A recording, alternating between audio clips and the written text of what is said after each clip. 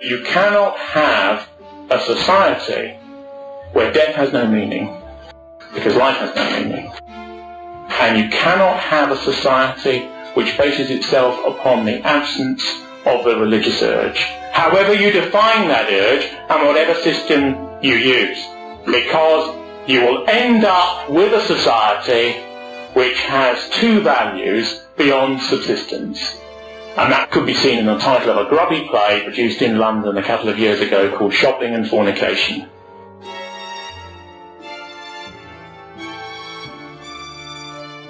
We've been ruled by liberal ideas for many centuries, but in the most acute form in the last 50 years.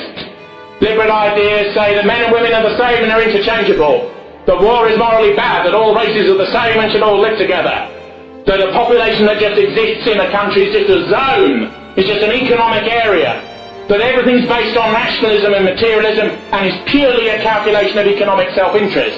Now there will be millions of our people who say, what is this chap talking about? This is all abstraction. Go out there in the street and you see the example of a society that's based on these sorts of ideas.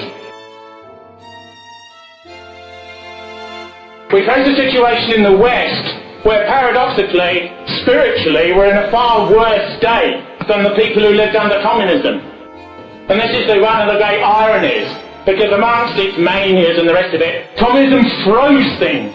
It froze things glacially for 50 years in many respects. And much of the decay, the voluntarist decay, much of which we've imposed on ourselves because of ideas that successive generations of our leaders have adopted from themselves and from others, didn't occur to the same degree in the East. The idea of self-denigration, that patriotism's the worst evil on earth, that patriotism's one stop from genocide, that your own group's always the worst group.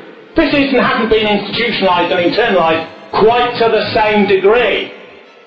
It's perverse that peace and plenty can produce more decadence and decay than hardline puritanism, artistic philistinism, queuing and terror. But that's what's happened.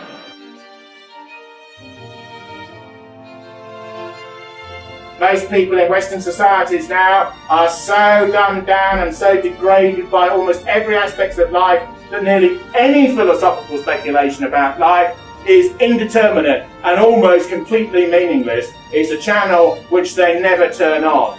The society that we have now is the result of the fact that every politician in all of the parties represented in the major assemblies, including radical right parties, essentially of a populist hue, believe in Homo economicus. They believe that man is an economic integer and nothing else matters. Immigration? It's good for the economy, don't you know? Is life really about shopping? Is life really about making more and more money? Is life really about eating yourself to death? I personally believe that, as we ever learned, that people are hardwired for faith. Maybe 1 in 10 have no need of it at all. But for most people, it's a requirement. The depth of the belief, the knowledge that goes into the belief, the system they come out of is slightly incidental. But man needs emotional truths. George Bernard Shaw once said, that one man with belief is worth 50 men who don't have any.